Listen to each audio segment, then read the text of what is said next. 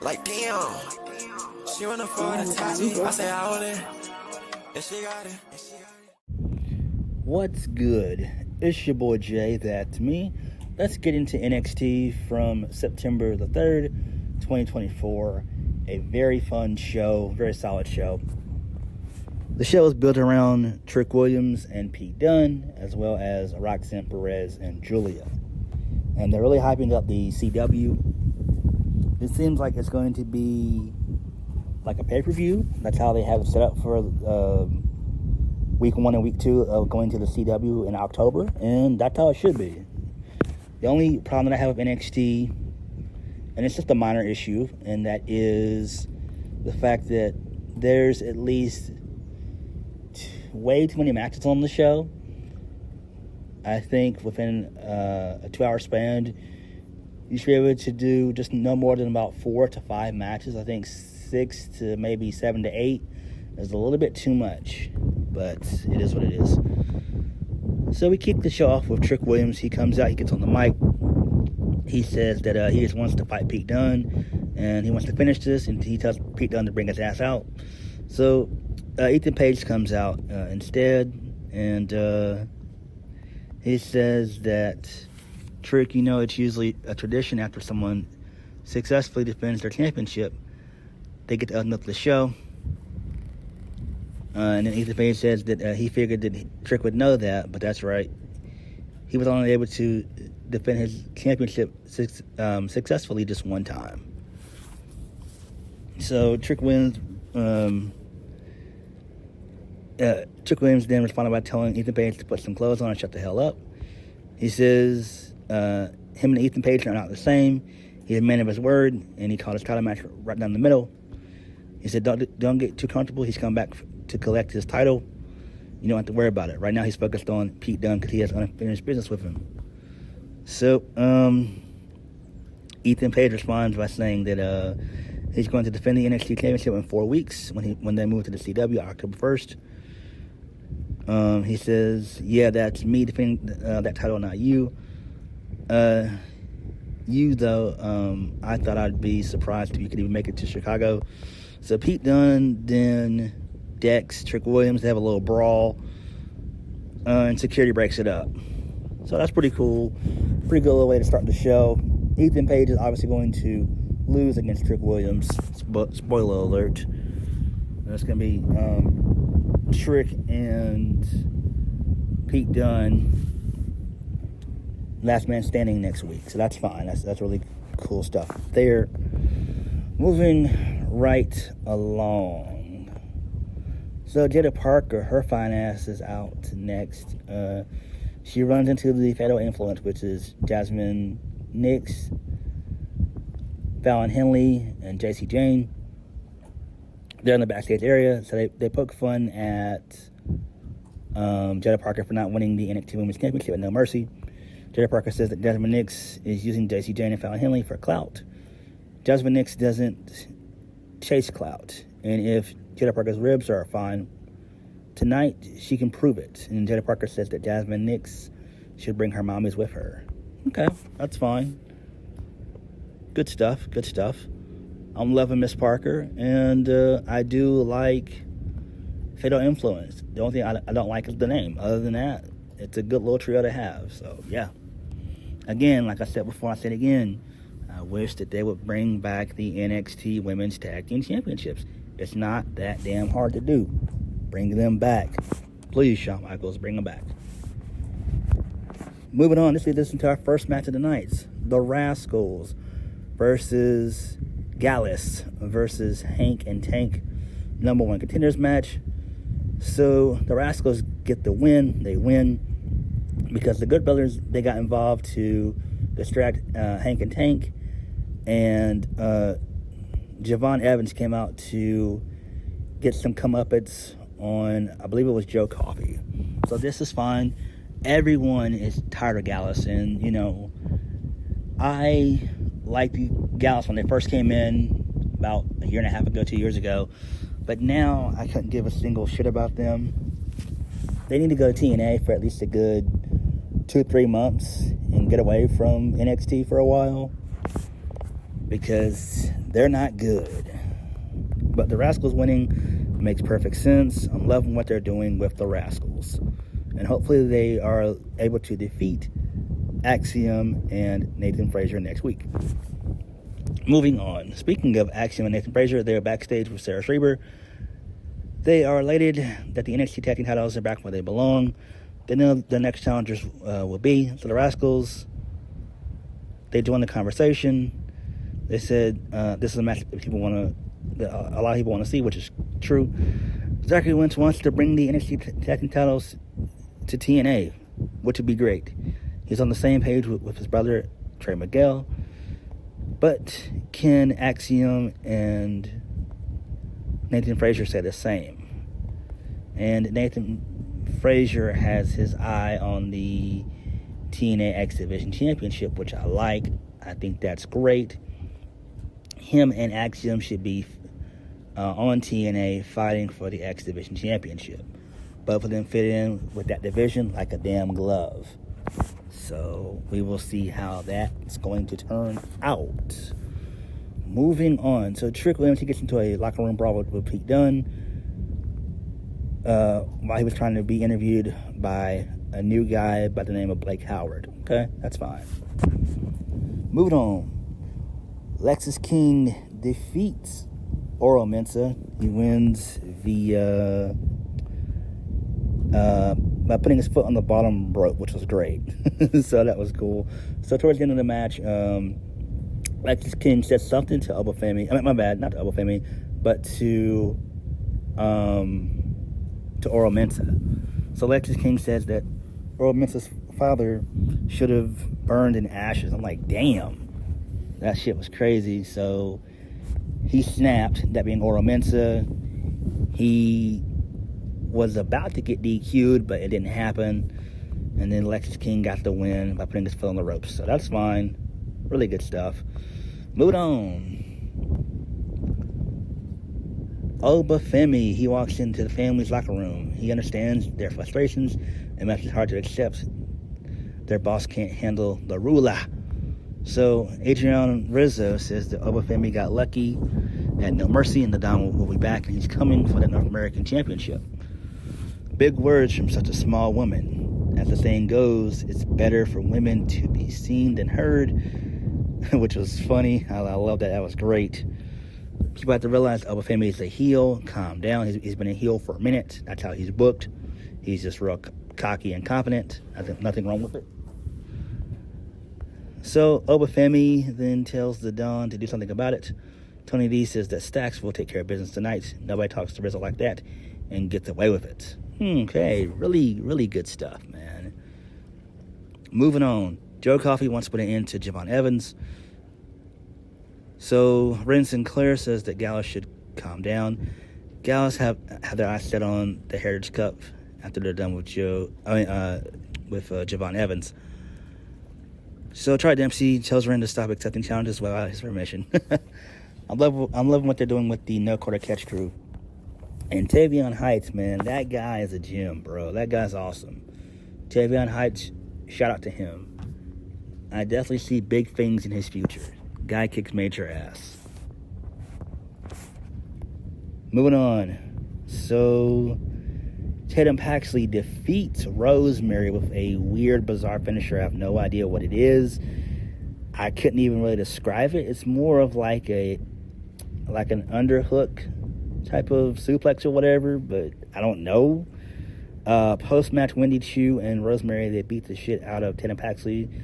And Lyra Valkyria came back to a really good reaction to make the save. And the two of them, they embraced. This is great because Lyra Valkyria was doing absolutely nothing on the main roster on Monday Night Raw. Not jack shit.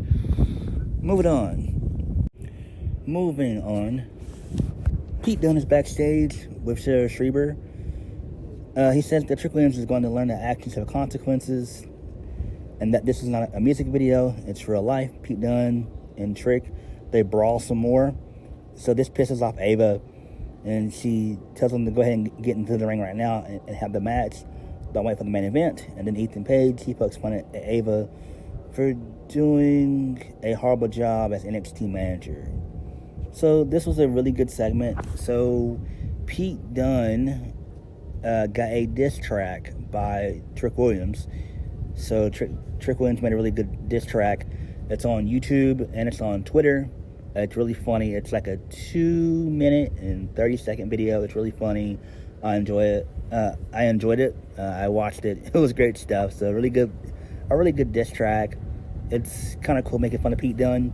Pete Dunne is okay, but man, he wears the same damn singlet every single week. It's like, bruh, you should have at least like 10 or 12 different singlets that look different, all different colors. It's like, it seems like he always wears like that raspberry / crimson, like dark crimson singlet. So I don't know, man. It's like, it's almost like it's dirty. It's like, ugh, like, come on, bro. Like cleanliness is next to godliness, basically. You know what I'm saying? But you know, that singlet that Pete Dunne wears is dirty and dusty, and that ain't good. Like, do better, bruh. Do better, Mike. So, moving on. So this leads us to Jordynne Grace. So she did a Twitter video on Instagram, and she's going to be issuing a TNA Knockouts World Championship Open Challenge next week, which is cool. So hopefully she'll get to face a good opponent, maybe like a Jada Parker or somebody like that, you know, someone of that stature, maybe So Ruka, you know, somebody like that. But I'm loving what they're doing with Jordynne Grace, and we all know that she's going to be coming to WWE next year in January. So TNA better be working on bringing in some really good knockouts that are free agents. Moving on. So this leads us into Trick Williams versus Pete Dunne. It was a double count out. And so it was a side Russian leg sweep that caused all the damage. They went through the announce tables, and both guys couldn't answer the referee's 10 count. And then Trick Williams and Pete Dunne, they get into another pull-apart brawl, number 3. I'm like, damn. So this is really good. Moving right along. So Ridge Holland, he cuts a promo. He says that JayThat'sMe welcomed him at his lowest point. He restored his confidence, gave him a second chance of belonging. So why did he do what he did to Mr. Chase at NXT No Mercy? He put him in the hospital because they failed. They were champions, but when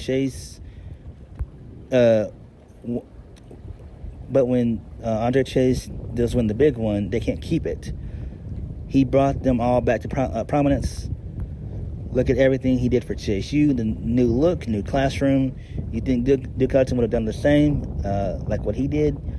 All he did was criticize every move that he made. Duke Hudson is a smug, arrogant asshole. And Riley Osborne, he's no different. They got a big title match at NXT Heatwave. They accepted his help in getting there. But when it came to putting the work, sorry, Ridge, stay at home, and they fell without him. He finally became champion, and it got ripped away because of mediocrity. Now NXT, you're going to get the man that I fought so hard not to be. Step-by-step destruction of Chase U. It begins next week in Thea. I'm going to love every second of it. So this is great. I love this. Ridge destroying Chase U was the right decision. It makes perfect sense. Once Ridge Holland is done feuding with Chase U, I would move him up to the main event scene. I would love to see him face Trick Williams. I think that would be a pretty good match. So that's what I would do. Moving right along, I wanted to slice my television in half with a samurai sword because Brooks Jensen and Sean Spears was on my television.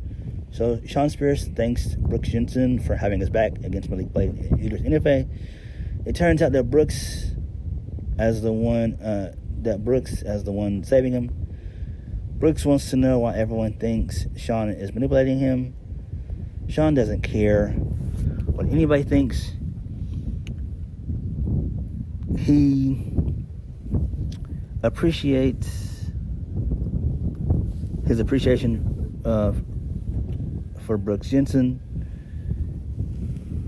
and he walks away. So Don Lennox tells Brooks Jensen that Sean is gaslighting him. So this seems like they're going to feud not Sean Spears, but Brooks Jensen with Dion Lennox. No, let's not do this. Dion Lennox is good, though. He is good. Moving on. Javon Evans. He defeats Joe Coffey.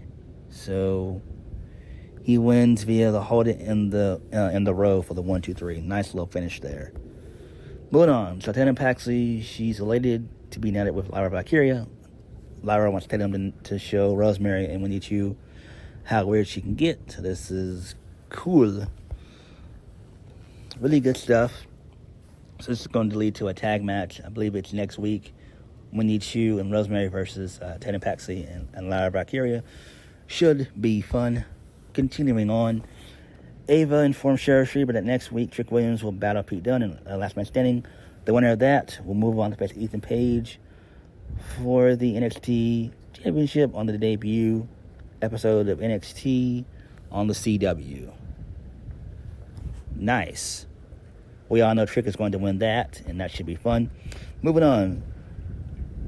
Obafemi, the ruler of NXT. He destroyed Stacks. So yeah. So Stacks Stacks can take great bumps. Stacks is a made man. Stacks is great. I love Stacks. He's been good for a minute. I'm hoping that Stacks one day can become North American champion, and I could also see him being NXT champion one day as well. Stacks is really good.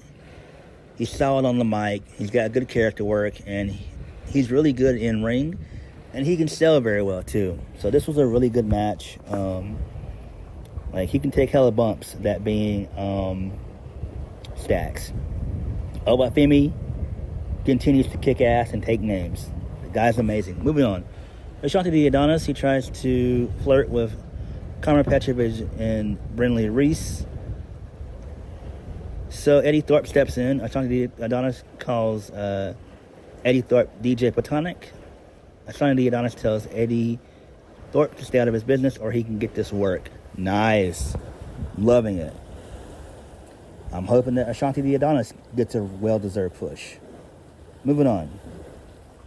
So Javon Evans tells Ren Sinclair that he's more than qualified to challenge for the NXT Heritage Cup. So Ren accepts the challenge on the behalf of Charlie Dempsey. And Charlie Dempsey is floored when he hears this. He's floored. He's flabbergasted. I'm like, oh, shoot. Ren done stepped in some shit. But it is what it is. Should be good. Moving on. Main event of the evening, match-wise. So, Jada Parker, my girl, she defeats Jasmine Nix. She wins via the Hypnotic. And then post-match, she gets beat down by the Fatal Influence. So it seems like they're going to turn her babyface, that being Jada Parker. I'm fine with that. She's great. I could definitely see her being NXT champion. NXT Women's champion, as well as the NXT Women's North American champion in due time. I'd give her like another year to 2 years, and that will happen. Because Jada Parker is really good. She's good. She's got the fundamentals down. She got the basics down. She's good. She just needs to get better in ring, and she'll get there in time. But this was really good. I'm loving what they're doing with Jada Parker. Jada Parker kicks ass, and she's sexy as fuck. Moving on.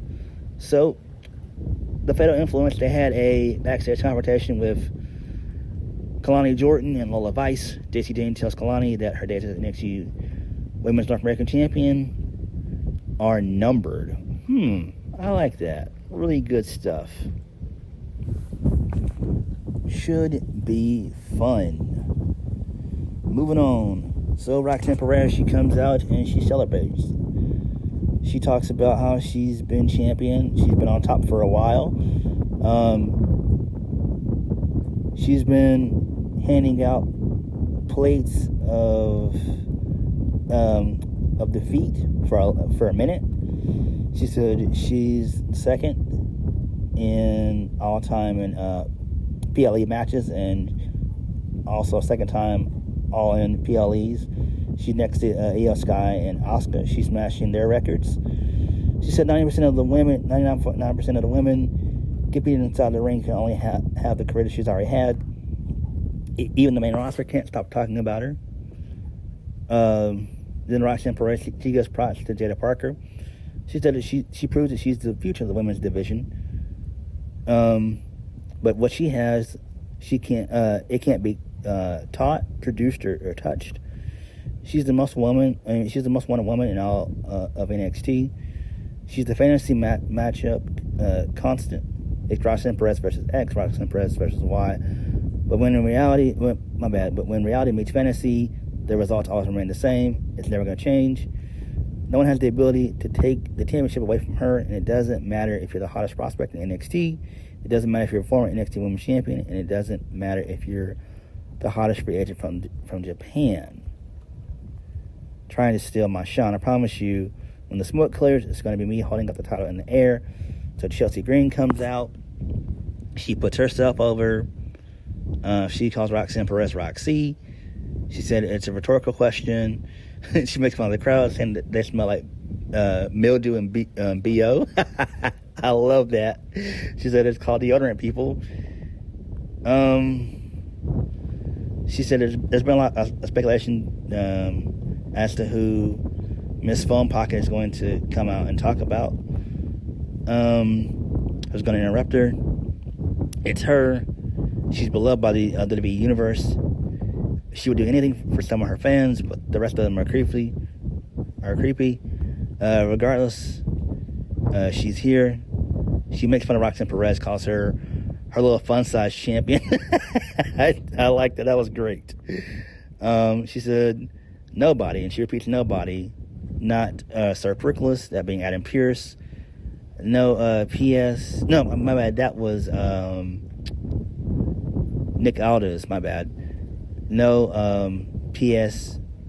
Pierce or no Flava Ava is going to tell me that I'm not number one contender. So the lights go out. Giulia comes out. The crowd goes nuts. She rocks Chelsea Green with a forearm smash, and then she follows it up with a nasty knee strike. And then she gets on the mic and says, she looks at Roxanne Perez and says, "Me, you, CW." And they have a stare down, and that was it. That was the show. Really good stuff there. I enjoyed that segment. So it's going to be Roxanne Perez and Giulia at the CW, on the CW, Chicago. Should be fun. This should be a feud, not just a one and done match. So Giulia should definitely win this and humble Roxanne Perez. Giulia is great. I'm loving what they're doing in NXT. So the show is basically, it involved Trick Williams and Pete Dunne, as well as Roxanne Perez and Giulia. So everything else on the show was fine. It was pretty good stuff. I am very excited for the CW, and I think that NXT is going to hit it out the park. And next week's episode is shaping up to be fun as well. NXT continues to be the best wrestling show of the week, in my opinion. I dug this episode. I thought it was a pretty decent episode. Again, the only problem I have with NXT as of late is that you have too many matches. You don't need but about 4 to 5 matches on the show. But that's just a minor That's just the minor gripe that I have with the show. Other than that, everything else, is fine. Good stories, good characters. So, yeah. But what did you guys think of NXT? Like, comment, subscribe. Peace.